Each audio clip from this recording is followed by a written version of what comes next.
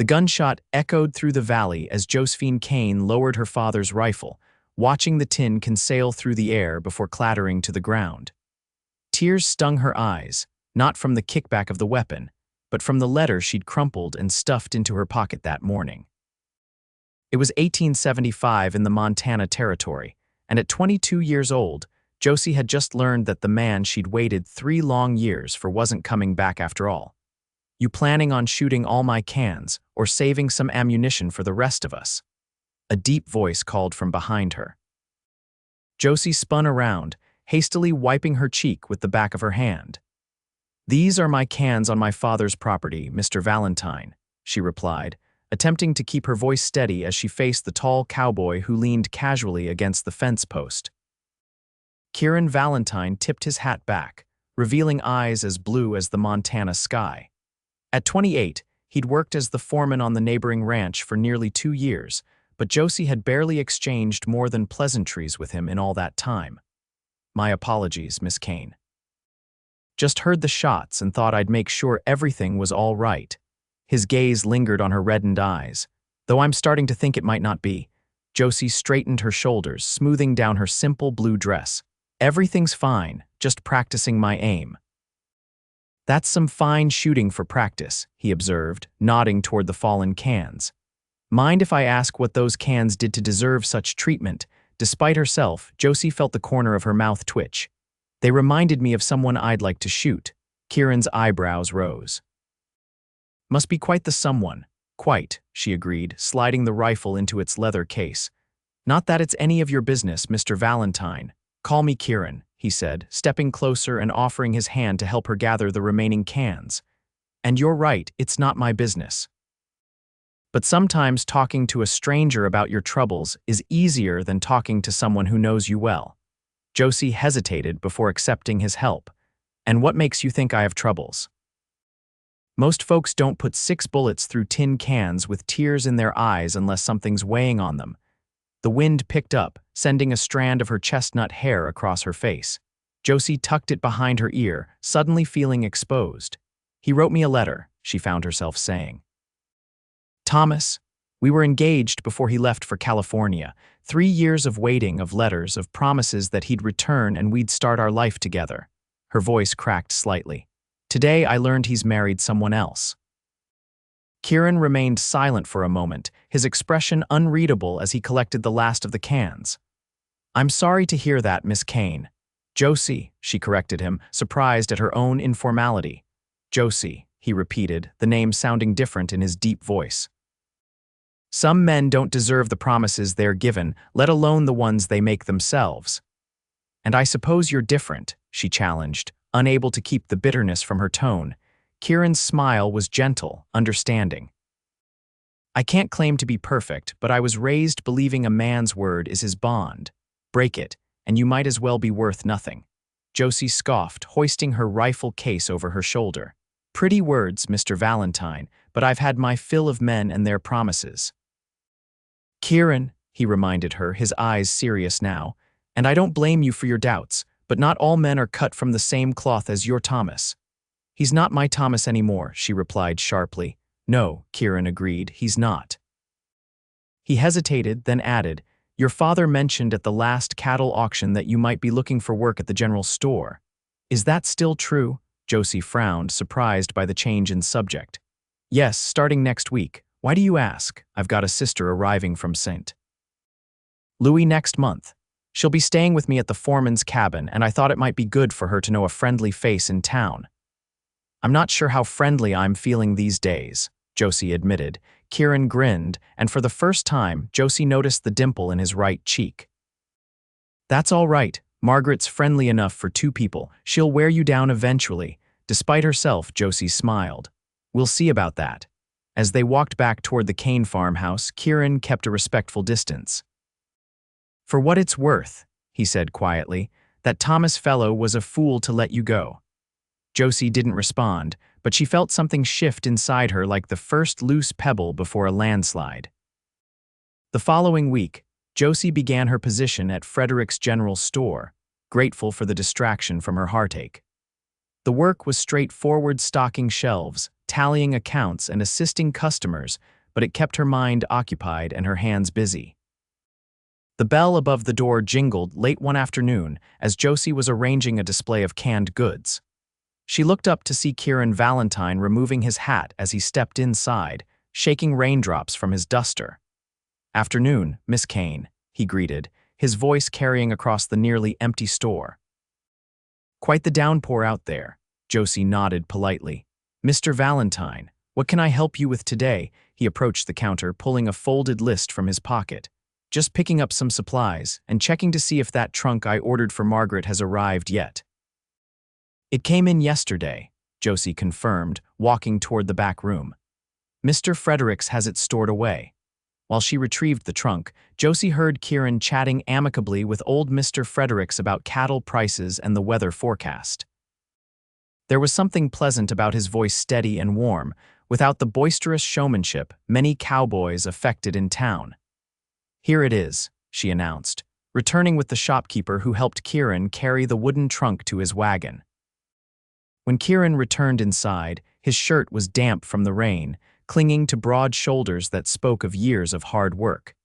Josie busied herself with his list, collecting items and tallying the cost. "How are you finding the work here?" he asked as she measured out flour into a cloth sack. "It suits me well enough," she replied. "Though I never thought I'd be working at my age, I always assumed." She trailed off, immediately regretting bringing up her broken engagement. "Life has a way of taking unexpected turns," Kieran observed, leaning against the counter. "My pa wanted me to be a lawyer, sent me back east for schooling and everything."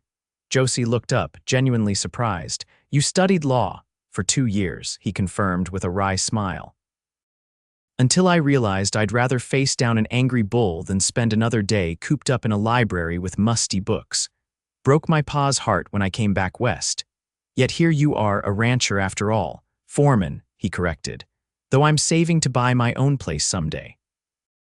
A man should have something to call his own. There was something in his expression, a quiet determination that reminded Josie of her father in his younger days. She found herself wondering what kind of ranch Kieran Valentine would build, what kind of home. "Your sister arrives soon?"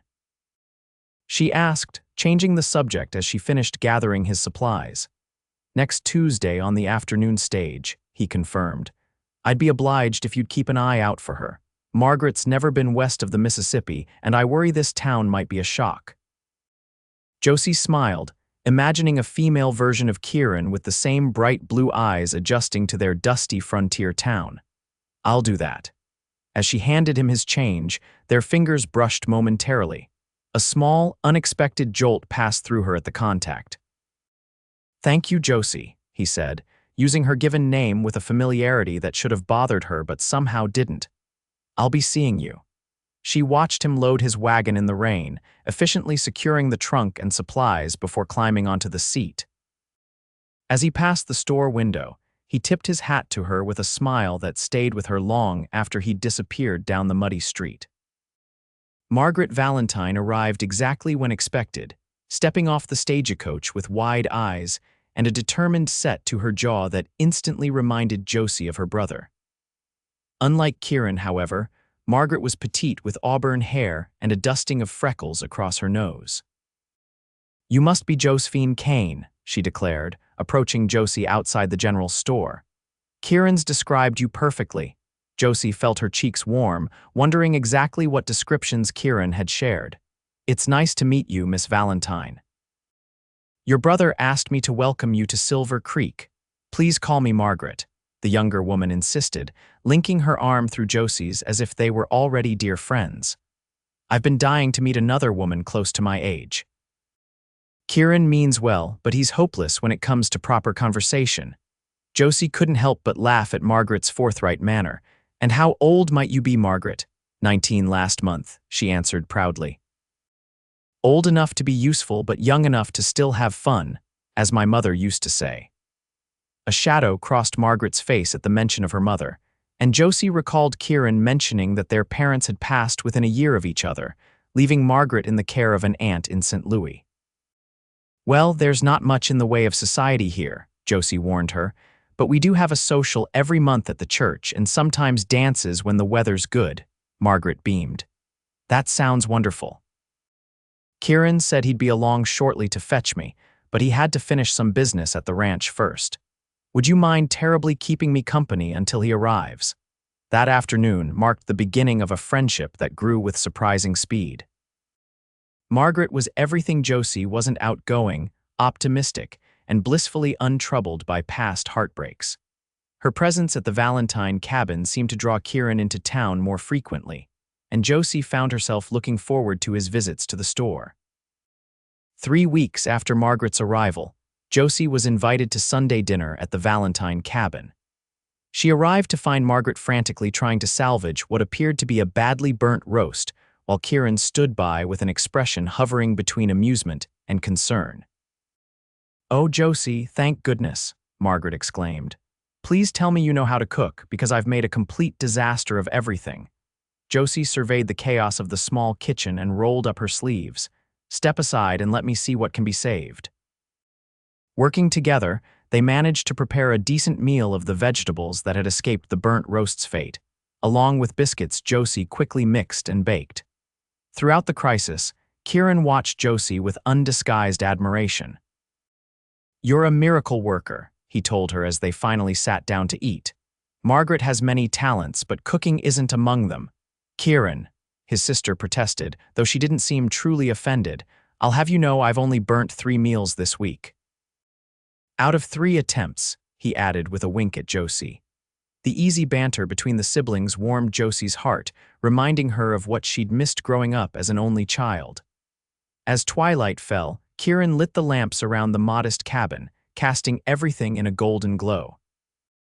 Margaret regaled them with stories of St. Louis society, making Josie laugh until her sides ached. Later, as Kieran walked Josie to her horse, the night air cool against their faces, he said quietly, "Thank you for saving our dinner, and for being kind to Margaret. She's had a difficult few years."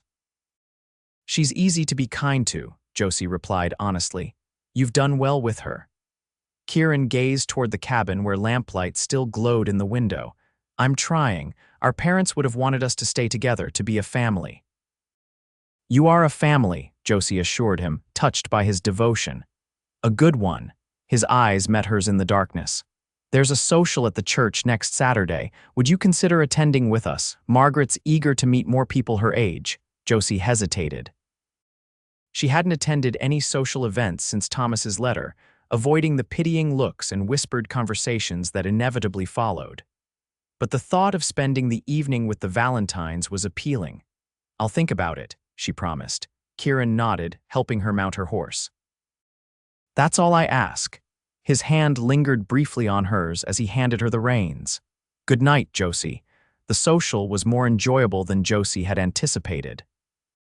Margaret quickly charmed everyone she met, while Kieran stayed close to Josie's side, his steady presence a comfort against the curious glances and not-so-subtle inquiries about her broken engagement.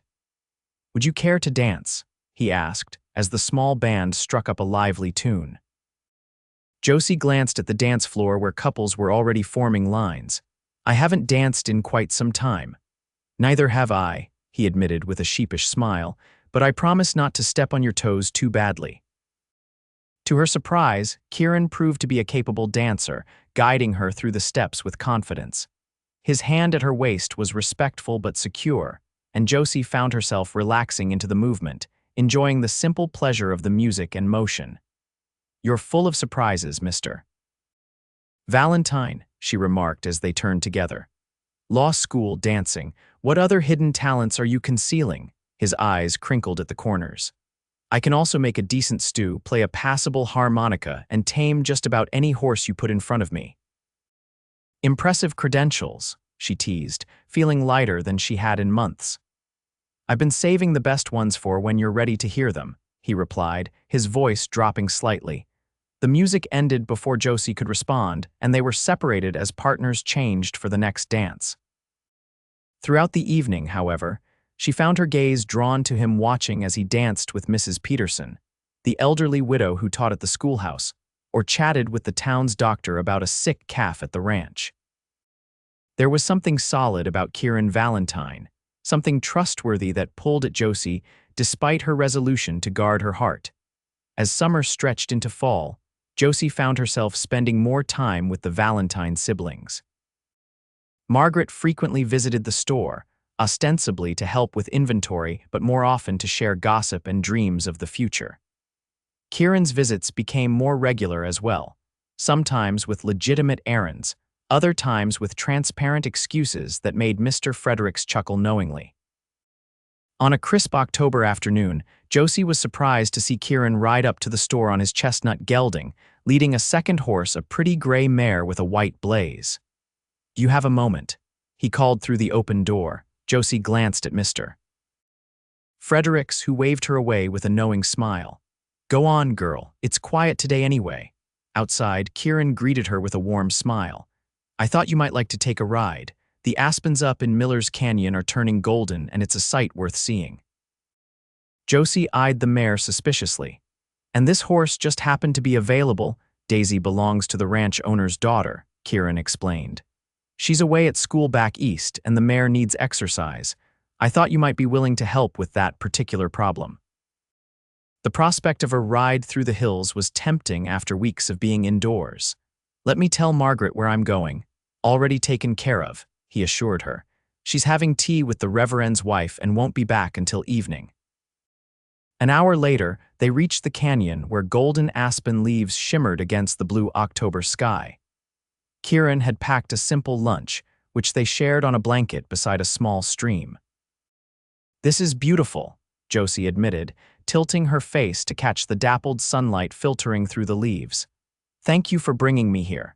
Kieran was watching her with an expression that made her heart beat faster. "Josie," he began, his voice serious, "I've been wanting to talk to you about something." She tensed, suddenly afraid of what might come next. Every declaration of feelings had ended in disappointment for her. "I'm not very good with pretty words," he continued, setting aside his plate. "But I think you should know that I care for you, more than I've cared for anyone in a long time." Josie looked down at her hands.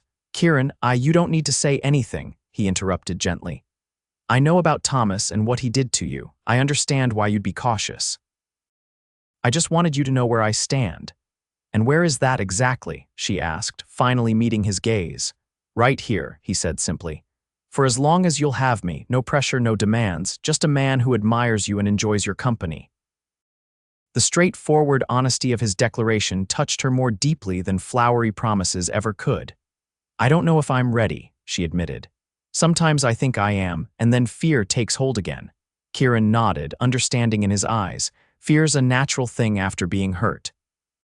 But living in fear isn't living at all.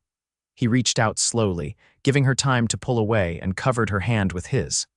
"I'm not asking for anything today, Josie, just that you keep an open mind about what tomorrow might bring." Something about his patience, his willingness to let her set the pace, eased the tightness in her chest. "I think I can manage that." They rode back to town as the sun began its descent, the conversation flowing easily between them. When they reached the general store, Kieran helped her dismount, his hands strong and sure at her waist. "Thank you for today," she said, reluctant to say goodbye. "The pleasure was mine," he replied, his eyes warm.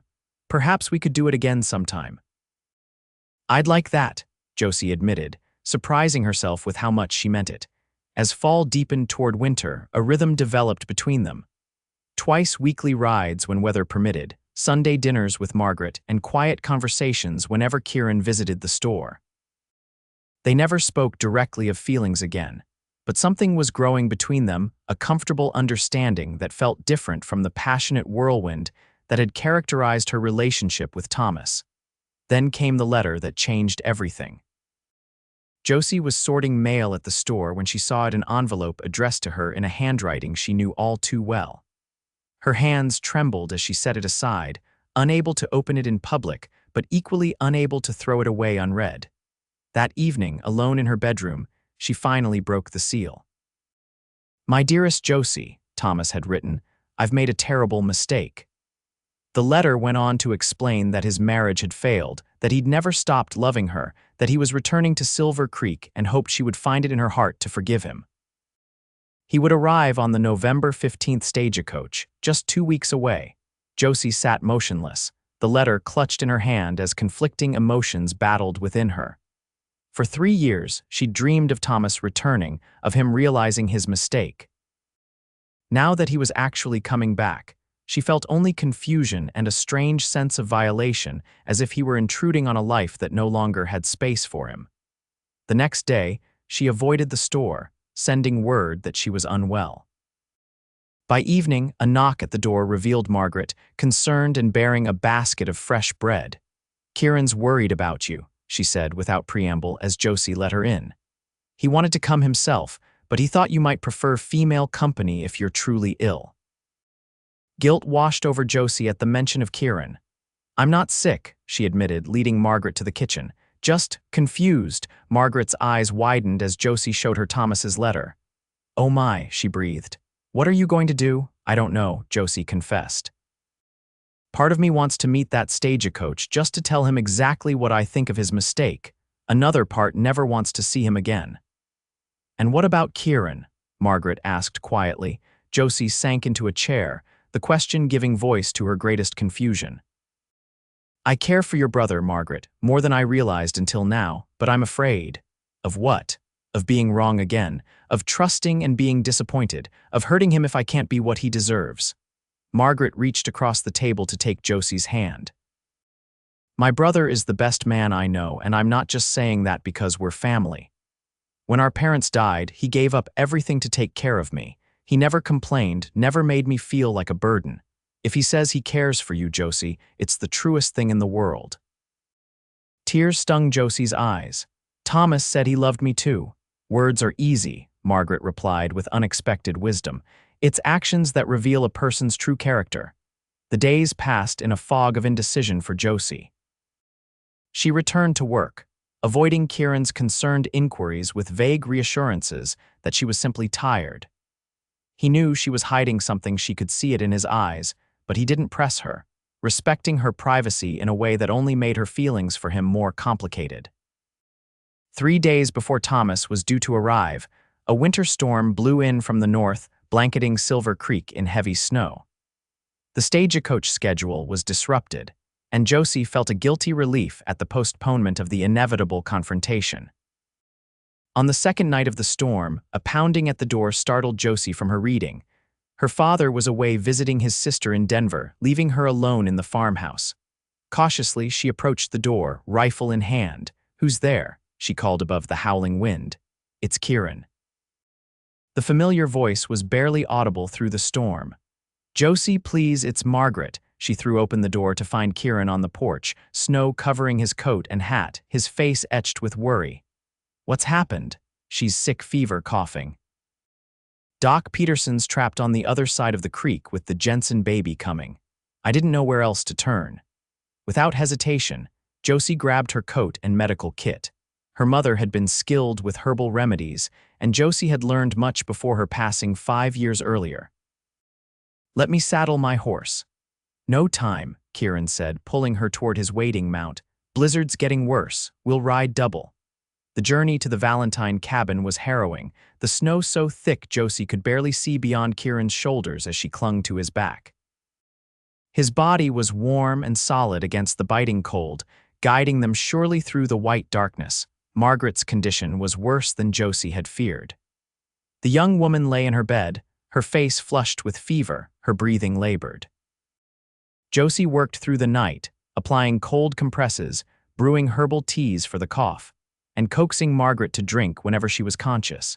Kieran never left their side, following Josie's instructions without question, his face grave with concern for his sister.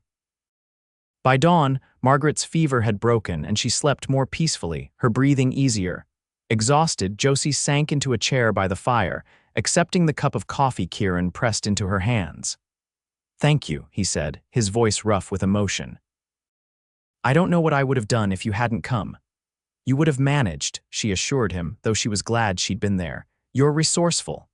"Not when it comes to her," he admitted, glancing toward the bedroom door. "She's all the family I have left." The vulnerability in his expression touched Josie deeply. Without thinking, she reached out to take his hand. "She's going to be fine, Kieran. She's strong like her brother."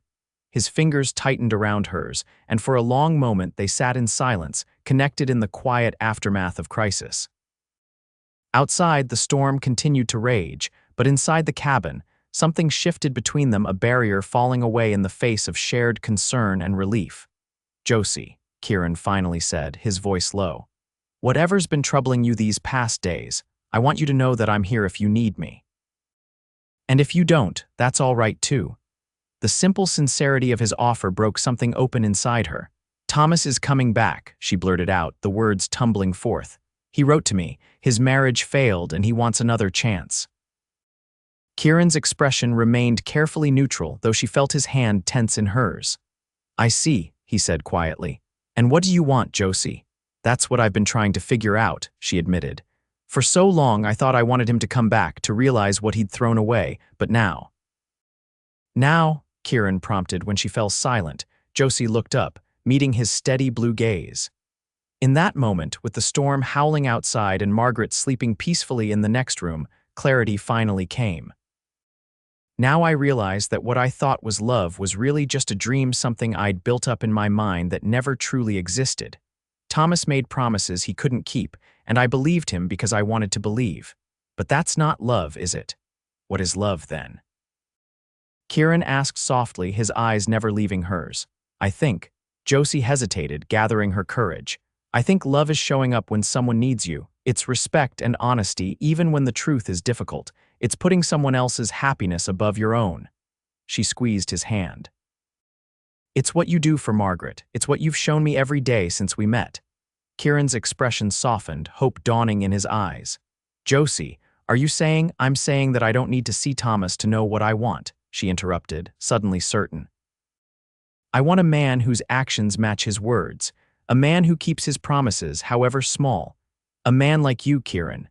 The smile that spread across his face was like sunrise breaking through clouds.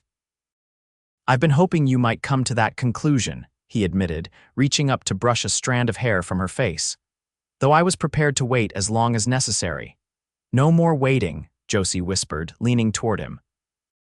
Their first kiss was gentle, a promise in itself, carrying all the words they hadn't yet said but both now understood. When Thomas's stagecoach finally arrived 3 days later, Josie was waiting not alone but with Kieran by her side, their hands linked in quiet solidarity.